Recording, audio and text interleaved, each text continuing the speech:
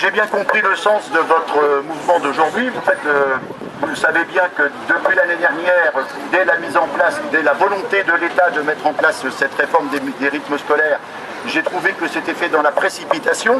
C'est peut-être avec ma casquette d'ancien enseignant que j'ai réagi comme cela, parce que ni les parents n'avaient été informés, ni les enseignants n'avaient été informés, ni les associations sportives, ni les associations caritatives, et j'en oublie.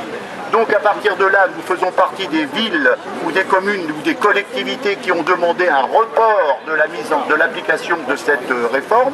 Actuellement, nous y travaillons et je me suis rendu compte il y a peu de temps que finalement, eh bien, nous étions bien seuls, les élus, les enseignants, et que nous étions un petit peu abandonnés par l'éducation nationale. Et à Lisieux encore plus qu'ailleurs, pour la bonne et simple raison que l'inspecteur de l'éducation nationale qui nous aidait est malheureusement parti puisqu'il a obtenu certainement une promotion au début de cette année scolaire, et avec l'arrivée de Madame Hardy qui est ensuite tombée malade, nous nous sommes retrouvés un petit peu seuls, et ce n'était quand même pas aux élus que nous sommes, aux enseignants que vous êtes et aux parents que vous êtes, de vous débrouiller tout seul sans avoir l'appui de l'éducation nationale. Donc j'ai demandé à ce que les parents d'élèves siègent au comité de pilotage, que les enseignants siègent au comité de pilotage aux côtés des élus, je parle pour la ville de Lisieux, et puis que les ATSEM, c'est-à-dire les personnels, participent également au comité de pilotage. Et le souhait aujourd'hui, c'est que nous approchons d'une période un peu compliquée avec les élections municipales. Ça veut dire que je souhaiterais de nouveau un report supplémentaire d'une année. C'est en tout cas ce que je vais proposer.